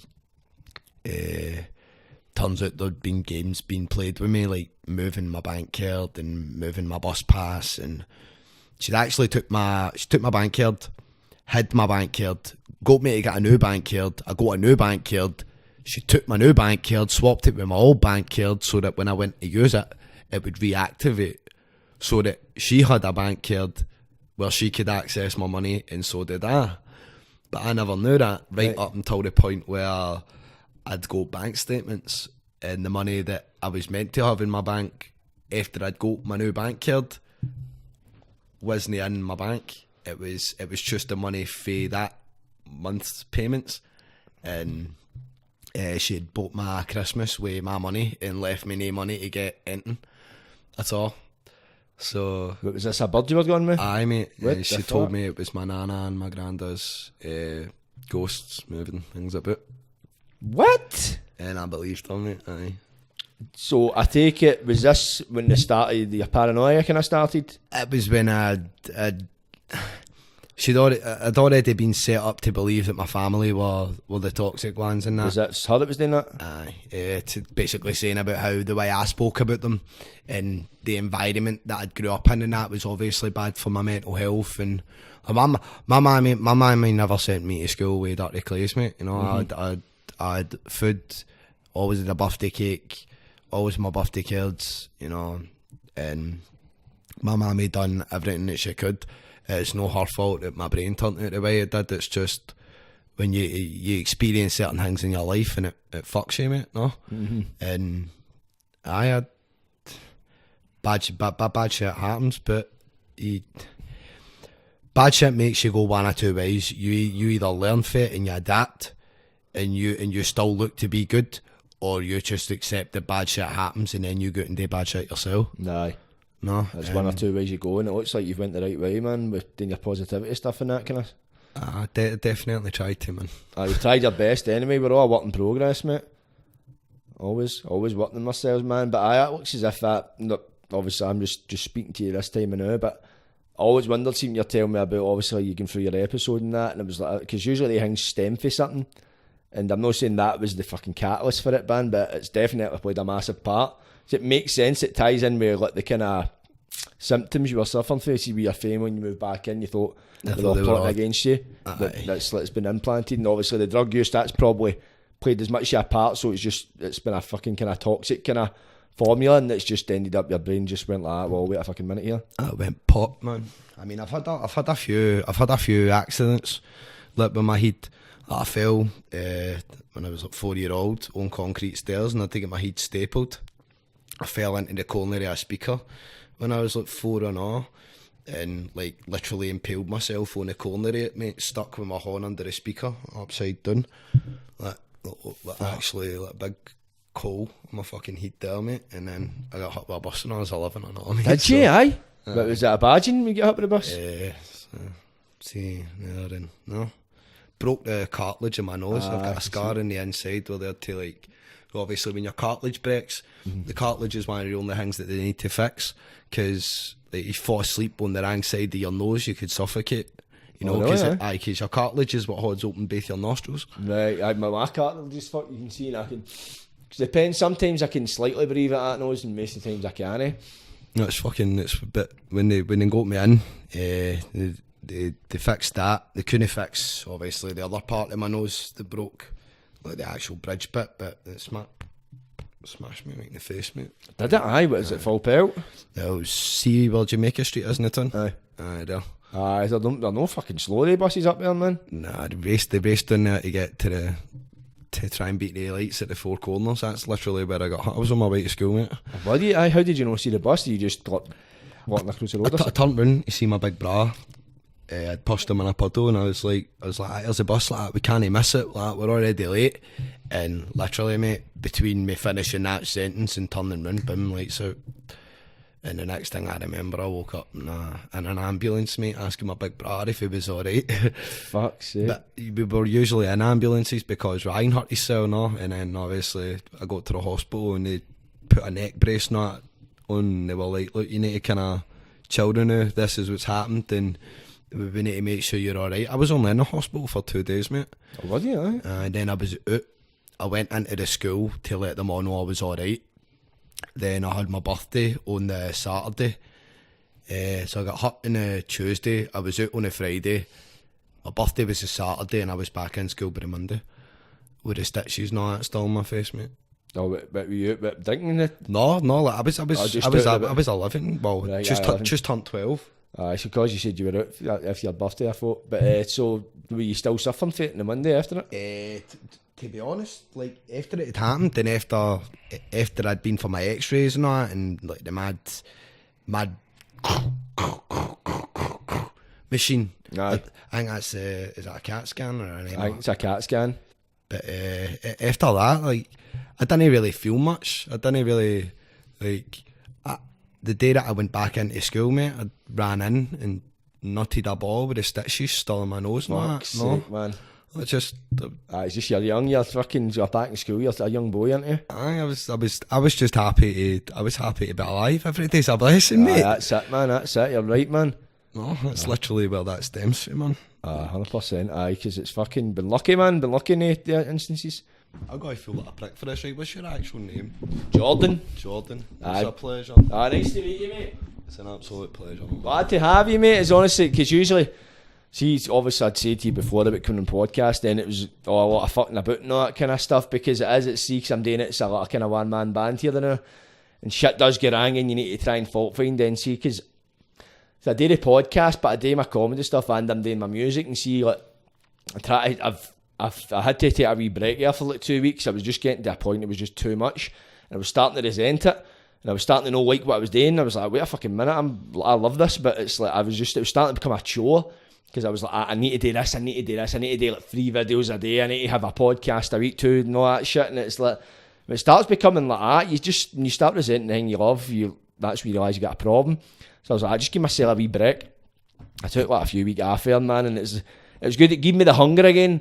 But then I managed to go, right, what do I actually want to do? And then it's like I had to kind of like categorise, like, right, what's the most important to me? And right now it's the music. And nobody really knows I do music. See, the amount of people I talk to, they think I just do a podcast, because that's the thing they see, because the music kind of took a back seat to everything I was doing. So I was like, right, I want to get as many releases this year as I can do and that kind of stuff, so that's going to take my time and effort. So it's not so much I'm putting everything in the back burner, but I just had to go, right, make that my main focus and just try and do something like set certain days to do things and that kind of stuff. So that's how it was. Like it took a wee bit of a while about getting you on and all that kind of stuff, man. But I'm glad I had you on. Know what I mean? It's really inspiring your story, man, because you've came for it. You've got a lot of living experience. You've been there, and plus as well, as you say, a lot of people, they either go one or another ways. A lot of people could still be that kind of way, kind of fucked up in that, and they let it be the making of their life. But you're trying to inspire people and make people see let's say every day's a blessing, that kind of stuff. You're not letting it get you down. It's my missus that done that for me, bro. Like, for real. Like, is it? Aye. Like, I met my partner through live streaming. So was this this wasn't the one you met in when you were in there? No, mate. She got me to pay for a couch, mate. And after I paid for a couch and bought a slow cooker, she ended the relationship and thought she was going to bring the boy she broke up with to get with me back into the house to be freaky on the couch I was paying for. And the only reason I ended up at court and all that because of that. Yeah, I was acquitted, obviously. She accused me of threatening her, saying I was going to get somebody to kick her door in when she had Dwayne's and all that in the house, and I didn't. I just wanted the fucking couch back, and rather than letting me get the couch, she phoned the police and said I was threatening her. So I get lifted, and it took until the year after, around about like Valentine's Day, which was quite ironic, for me to be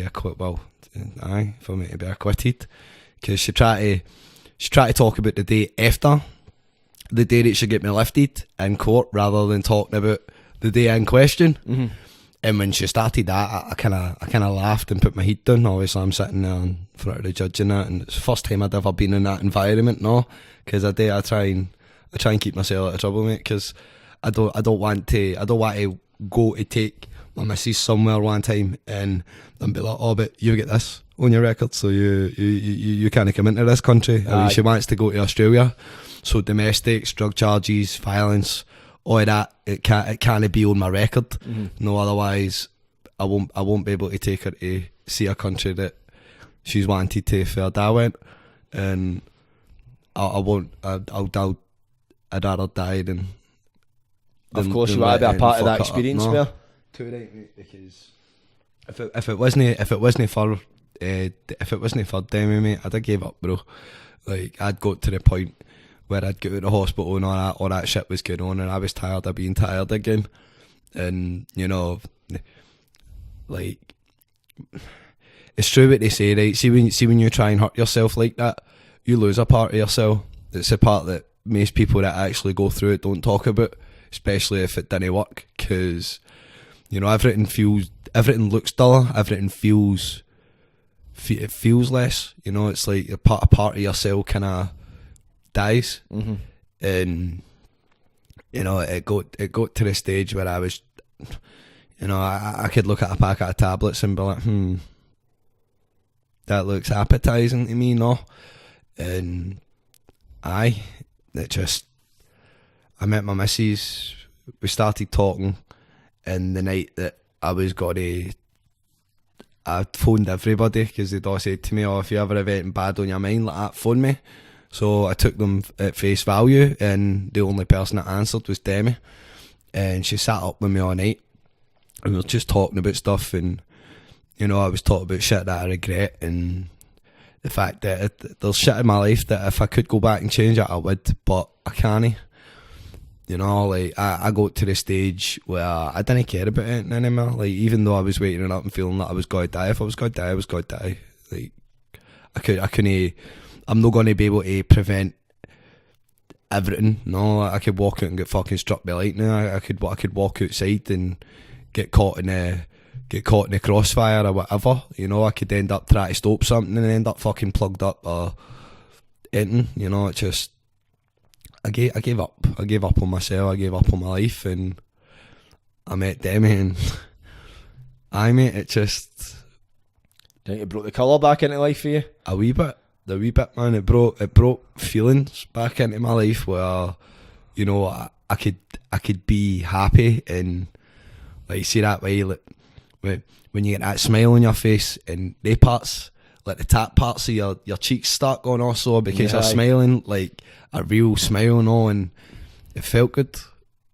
It's just kind of, she brought me back. She brought me back, the person that I was before my head ended up fried. And you know, for a while I'd lost that. I lost contact with a lot of people. I wasn't talking to them. And I spent a long time talking to people. That when I left, I left school. I locked myself in my room. Like, I got to the point where I was turning my music up that loud and screaming that I ended up with a lump on my throat that came out to about there. And I went to A&E at the Vicky, and they told me that if I didn't stop doing whatever the fuck I was doing, I was going to lose my voice permanently. Like, I was going to rupture, like, it was going to bust my vocal cords, and like, my voice would have been gone. I wouldn't have been able to talk or nothing. And I never stopped. I just kind of took the antibiotics that they gave me and continued doing what I was doing. But the only reason I even went is because I started coughing up blood and all that, mate. Like, there was that much stress in my throat that it was tearing things. And I was really, really unhealthy. And it took till I was, 23, 24 to get a diagnosis. Like, I'd been seeing doctors, I'd been seeing like social workers, child psychologists, and then I went on to seeing an actual, like, I went to my GP, they sent me to see a fucking psychologist, and then they sent me to my psychiatrist sent me back to the psychologist because they thought it was psychological. Then we worked through that, turns out it's no psychological and I have a psychiatric issue.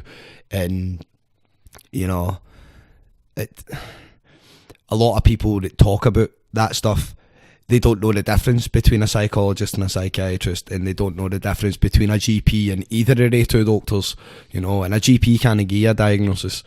You know, your GPs know, unless they're a diagnostician, which means that they need to be specifically trained in the ability to diagnose. Like, and that's the only way a GP ever has the power to give you a diagnosis. Other than that, you need to see a trained professional, no. And it took them a long time to actually work out what my problem was, because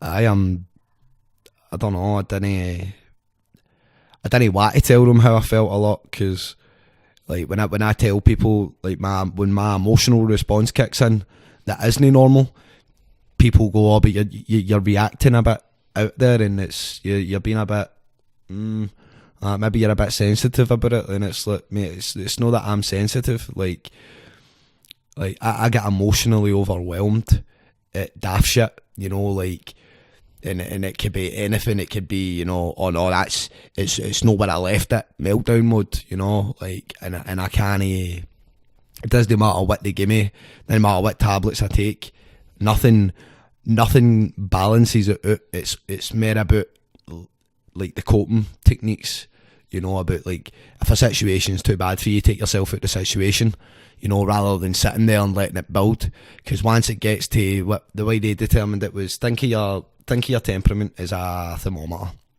you know, and once it reaches the top, that's the boiling point.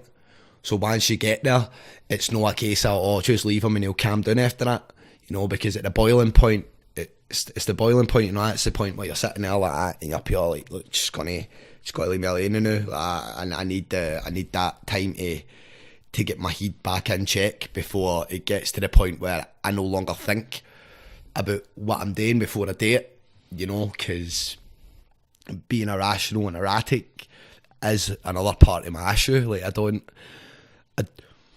I can react in a moment, and it could cost me my life. Do you know what I mean? It could ruin anything that I want, just based on an instant, oh no man, like, freak out mode. And man, my fucking brain's fried. So have you learned like kind of coping mechanisms since then? Have you actually received an official diagnosis? My diagnosis is BPD or EUPD. So it's an emotionally unstable personality disorder. So like, regulating my emotions, my image of self. Like, people say nice things about me, and I'm like, oh, but I'm not that nice, no. Like, I have a bad image of self. So like, when other people are nice to me or be nice to me, I don't get why, and I don't act as if I deserve it, because You know, I'm no lenient with who I'm in the way that I've been in the past. You know, I don't make excuses. I don't go like, oh, but I'm no well, so that excuses my shitty behaviour, because it doesn't. You know what I mean? Like being no well doesn't give anybody the right to be a prick. See, unless you're an actual psycho, like psychopath material. Like, you've no got an excuse. You still feel something, so you know the difference between right and wrong. You know, and when I was in the hospital, they wanted me to see a forensic psychologist. Now, a forensic psychologist is the one that deals with people with criminal behaviour. You know what I mean? The ones that might not have as clear a view on what's right and what's wrong. You know, and when they said that to me, I was like, you know, like, why did I need to? What was the reason for that?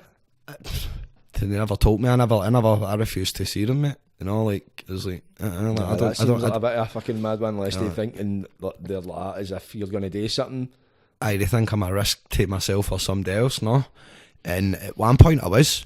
I mean, like, when I was admitted, I fell asleep hugging a saw. I was walking about with a totty peeler and a pair of scissors tucked into that sock. I had a knife in my pocket. I had a hammer tucked into that sock. And I had a saw in my fucking horn. You know what I mean? And I was pacing up and down my ma's hall, because I could hear like motor doors opening and shutting, and then I could hear like footsteps in my clothes. I could hear the closed door doing that mad. Aye. You know what I mean? But I would walk, check all the windows. There's no motors there. I'd look through the peephole. There'd be no cunt coming. I could hear the footsteps, but there's no cunt coming up the stair. You know, and it got to the stage where I fell asleep cuddling the saw and that, and I woke up when they saw nae anything run about me. And I phoned my dad. I get my dad to phone the police, because I felt like I'd done something, and the only reason I'd woke up with none of the shit was because I'd blacked out. And I thought I killed my ma, right? I thought I'd killed her. And I was sitting in the police motor, and I was saying to the guy, I was like, gonna just acknowledge that she's there. Like, just acknowledge that she's there, like, so I know, you know, that my ma's actually sitting there with me, and it's no like one of the things where, like, you've done something bad and you see that person's face everywhere, know what I mean? Like, you know, and I never had it confirmed to me that my ma was actually there until my dad turned up. And my dad was like, aye, she's there. And at that moment was when I realised that I was questioning what was real and what wasn't. Like for real.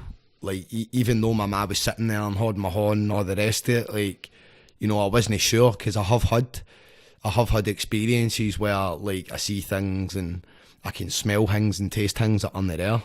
And I hear things that aren't there, no.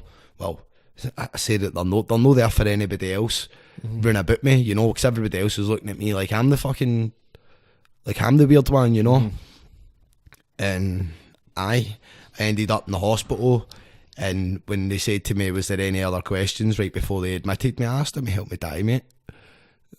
Like with the way I was feeling, I just wanted to go, you know. Like, I was done. Like, I felt like my family had their own intentions, you know, and I knew that I couldn't live without anybody. Like the thought of actually being completely alone in the world terrified me, because, like, I can go days without eating. I can go too long without eating. You know, I spent a lot of time growing up on one meal a day, and never done many harm. Alright, I never fucking grew very much, but you know, I'm who I am, and I just try to date myself. I could name it. I'd do myself in. It's just that simple, because I can't cope myself, like, sitting in the house with my thoughts all the time. You know, I know that battle between the four walls that's a real battle, you know, and a lot of people that don't get the whole, oh no man, outside that door's a fucking war zone feeling, like, they won't get it, you know. It's very easy for some people. It's easy for the people that have got jobs and that to be like, oh, but just get up, oh, you're doing this, you're just lazy and that. I mean, I'll tell you what, bro, I wouldn't give you my head for a day. I wouldn't, because for you to go for being able to hold down a job all day, every day, no real like uncalled for stress levels, you know, like you don't get it. It's very easy to sit from a perspective where you have no illness, to look at somebody with an illness and go, oh, but you just need to try harder. You know what I mean? That's why when I'm on TikTok, I don't ever like, you know, I'm no the whole, oh, but it's alright to be alright, it's alright to not be alright, and you know, like, oh, it gets better and all that. You can't tell somebody who really doesn't feel like it's going to get better that it's going to get better. The only thing you can do is hear them out, try and understand where they're coming from, and if you ever give them any advice, it's go and see a doctor.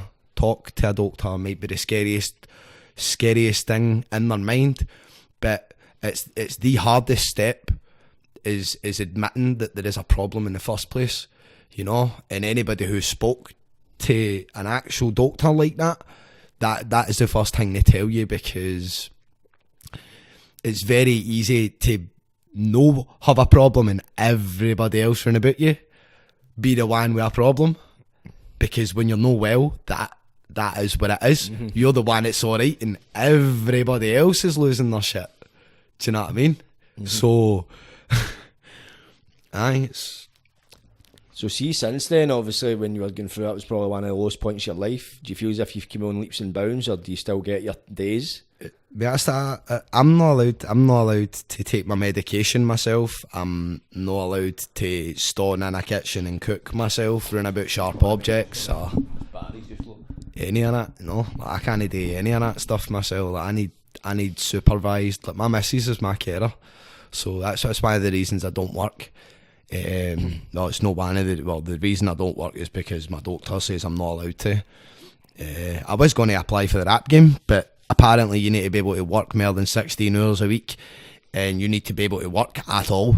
And when I spoke to my CPN about it, obviously with the national telly, there's a lot of stress for that. Then you've got the shit that comes with it if I ever did get on. I'm not a writer, so I doubt that I would ever get on a rap game, you know. Like, I don't write, and obviously they set you challenges, oh, you need to write to this, you need to write to that. Like I can't do it like that, you know. Like, if people want a rap tune, then it's about life. You know, it's life, it's experience, it's stuff that you've witnessed, it's stuff that you've been through yourself, or stuff that you've been there firsthand to experience with somebody, you know, because it's very easy to write. It's very easy to write for your own perspective, but for me, it's impossible to write for any other perspective. I used to have a thing called theory of mind, where it's the ability to put myself in somebody else's shoes. But now, I've came to terms with the fact that you can't actually do that with people. You know, like, you don't have their experiences in the order that it happened. You don't have their upbringing. You don't have, like, their family relationships. You don't have their environmental relationships. You don't have their educational background. Like, it's all that shit is a contributing factor. And way what's wrong with me, it stems from trauma. Like, it's literally one of the main causes is trauma. No, and you know, I smashed my head about a few times, and it just, so some things kind of stuck with me. I never felt safe until me and my missus get our own house. Some people are under this illusion I'm still staying with my mum and that, because there's times where I'll go and visit, and you know, I'll stay for a few days and I'll see how she's doing. I'll go to the shop for her, do what you're meant to do for your mammy and that, know what I mean? Especially when she's the one that does everything for everybody. So, I mean, I'm a completely different person for who I was 5-6 years ago, and you know, if I have anything to say about it, I'll never go back there, because I remember what it felt like to feel nothing, mate. Like, to wake up every day and be numb. Like, you know, I could have stuck something through my horn and looked at it. You know, I used to stick forks in my gums and twist and all that, mate, till I heard, like, the actual snapping in my teeth, and like, I made a mess in my mouth, and I've got holes and fillings. Like, I've ripped fillings out with screwdrivers, and all sorts of mad shit, know what I mean? So, I used to do a lot of shit to hurt myself, man, and you know, people do that whole, I hurt myself all the time and that. I mean, you ever tried chewing glass? I mean, like, because you chew glass and you swallow it, you're going to hurt yourself, mate, but no cunt's ever going to see the marks, are they? No. Know what I mean? It's the same as cunts that will fucking swallow razor blades if they don't recommend any it, because, you know, your life is definitely worth more than you see when you're in that point. And, you know, the horrible part about it is at that point you don't see your life meaning anything. You know, you don't want to open up to anybody because you're burdening them. You don't want to tell anybody because then you've got somebody else worrying about you, and you're already worrying about the fact that people might be worrying about you because, you know, you feel like people can see a problem with you before you do, and it's true, they do, you know, because they notice you withdrawing, they notice you cutting people off, you know. Like, I found some really dark places on the internet where, like, there was a website I found that told you, like, the honourable way to commit, basically, which is like taking care of all your wrongdoings, you know, apologising for your wrongs to the people that you wronged. And I went to a boy that I used to bully in primary school, mate, and I apologised to him, like, for the way I treated him, no. And, you know, it was like, oh, what's, like, well, why is that even still in your mind? And I'm like, because, you know, like, I was an angry wee guy, and my life wasn't the way I wanted it to be, and I took it out on other people, and, you know, I'm sorry. And after I'd done that, that was when I started looking at tablets, and I'll take a minute if you need to, mate.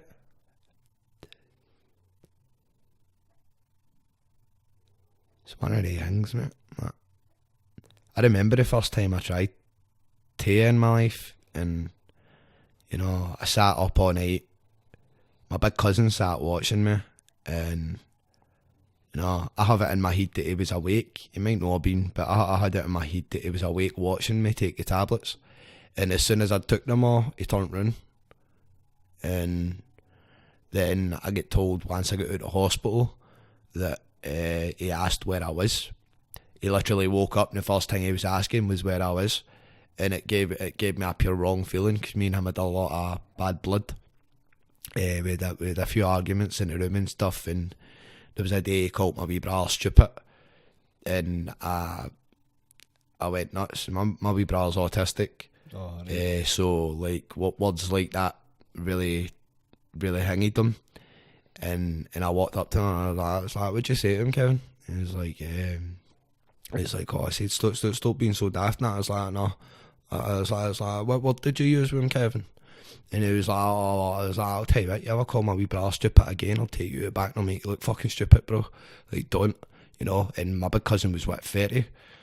And I had no long turn, about 18, 19 or something.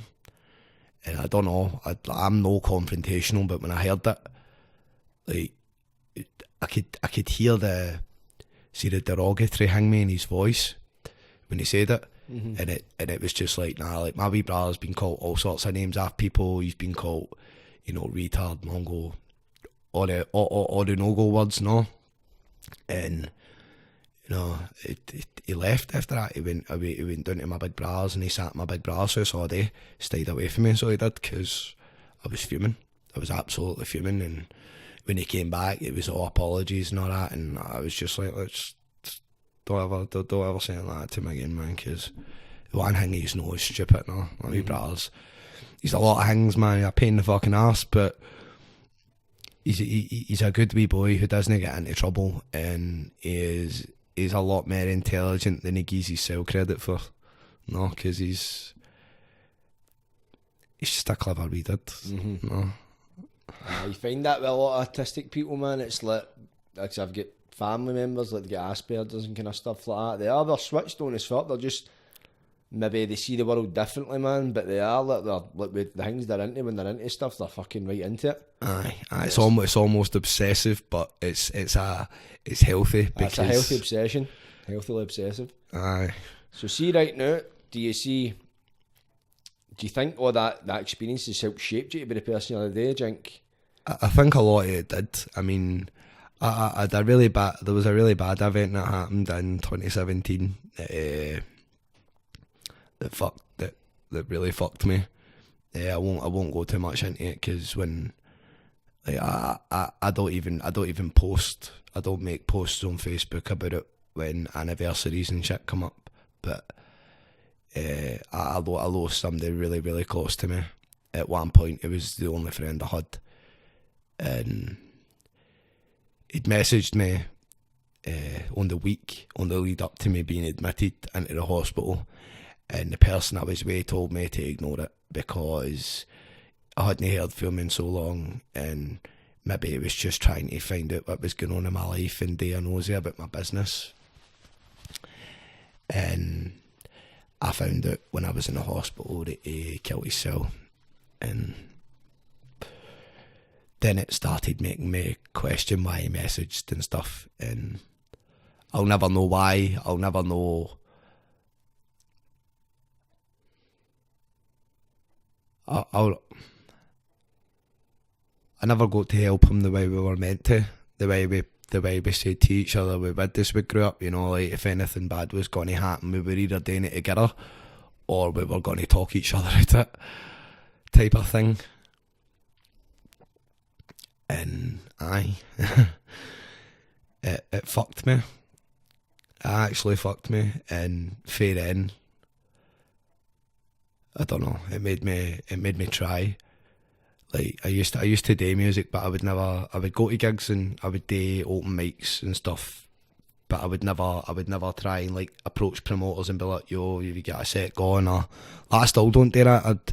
I'm too hangmy to, because any gig I've ever done, I don't ask for a payment. I don't even ask for my travel, mate. Like everything's off my back, no, and it's not as if I've got a job to support it, you know. But I love what I do.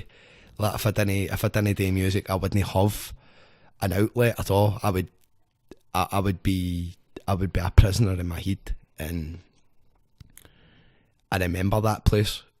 You know, I remember the way that I was with people. I remember no talking to people and cutting everybody off, and I was ready. I was ready to go right up until I was gone, and then I wasn't ready anymore. You know, and then I still proceeded to attempt it another 2 times, and it was just when shit got too much, when it started all piling up, and I started realising that the shit that I was building was all crumbling. Like I would get to flare 3 and then flare 1 falls, and I'm trying to build it as it's falling now, and like it's like trying to catch a singular grain of sand with the wind blowing it away, you know. Mm-hmm. It's just it's nothing worked, nothing was going right, and it fried me, mate. So So see, do you think music's played a massive part in you still being here to this day? Aye. So that's like, obviously that and your missus are probably the 2 main things that have kept you. Before I met Demi, if it wasn't for music, I'd have been gone. I would have been gone. And then I met my missus, and she supported me. You know, she told me that I was actually good at what I do, and you know, it's not. And like, there's times where I'll be sitting up at like 3 o'clock in the morning playing instrumentals and freestyling, and she's trying to go to her bed. She used to put up with that shit. She used to put up with like 12-hour live streams and shit like that. And I'm talking about I wouldn't even eat, and I'd drink juice, but I wouldn't have food. I wouldn't go to the toilet. Like I'm very machine like. When committed to it. Aye, it's committed to a fault. No, that way. Professor Green edition, Today I Cried, where he goes like that, rejected therapy, no, I just won't accept any help, obsessive compulsive depressed, depression's reflecting my health. Rejected therapy. No, I just won't accept any help. I pride myself on my honesty, but in all honesty, today I lied. I was asked how I was, and I said I was fine, and I'm not. Just Do kind you of. think that spoke to you, that kind of line? Aye, because I get very.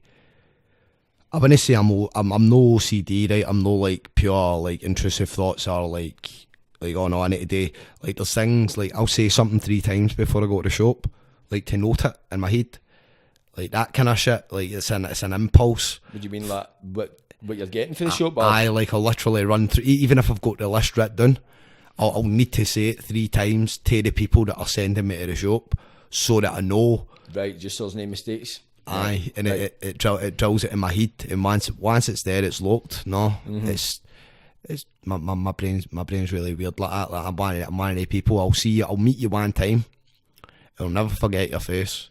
You know what I mean? If we have one of the kind of conversations, I'll never forget it. Do you know what I mean? It just it sticks with me because it's meaningful. My brain works out the gibberish to what actually matters, you know, and.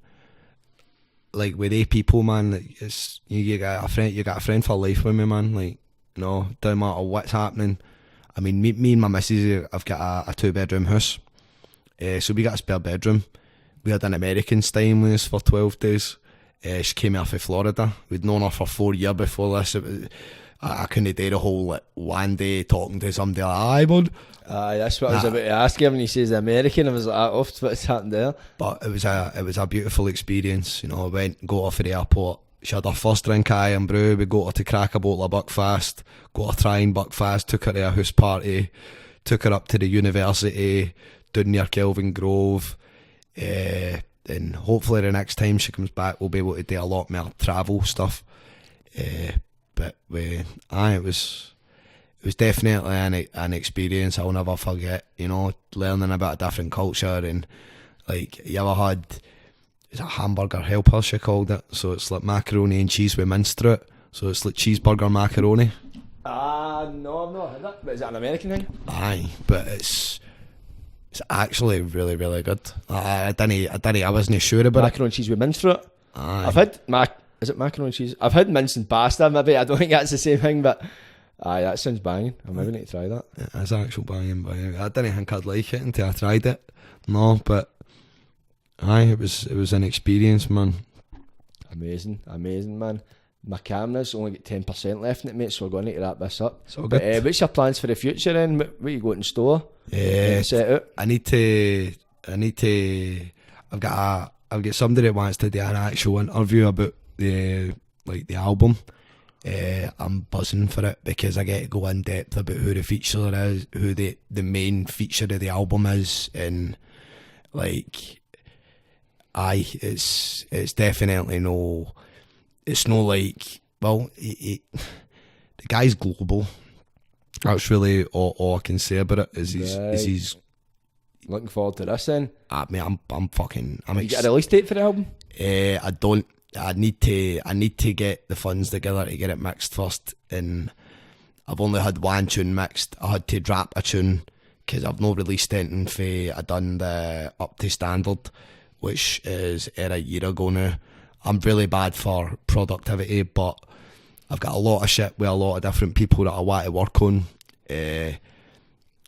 I've got an offer for $12.50 to hit them up to get a date sorted for something. So I'm like, I need to do that. It's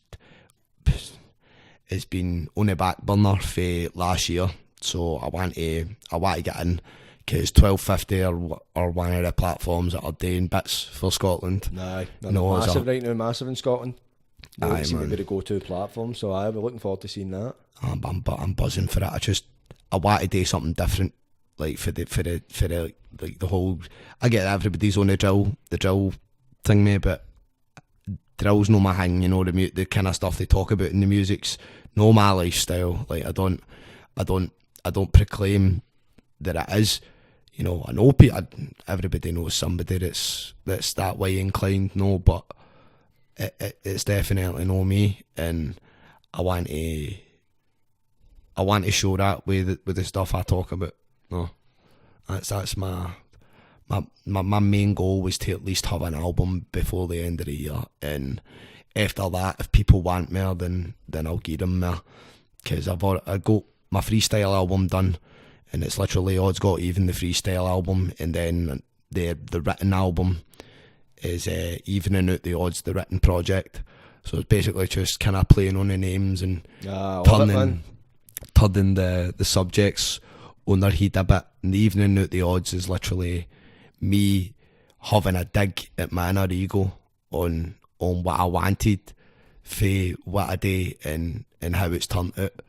And the Odds Got Even is literally the big fuck you to all the people that I tried to work with that fucked me in, and all the people that took money off me for shit and never done the job that they were paid for, and I never got my money back and all that shit. So aye, Odds Got Even. Odds Got Even, I like it, man. I like it, defos. It's a good subject matter, definitely, man. But good on you, mate. See, like, that's the first time I really spoke to you. You speak to somebody, like, messages and that, and you can't really get a grip, like, get to know who the person is, know what I mean, talking through Messenger. But since I met you, you seem like a pure, authentic, genuine guy, and I've met a good few people doing this.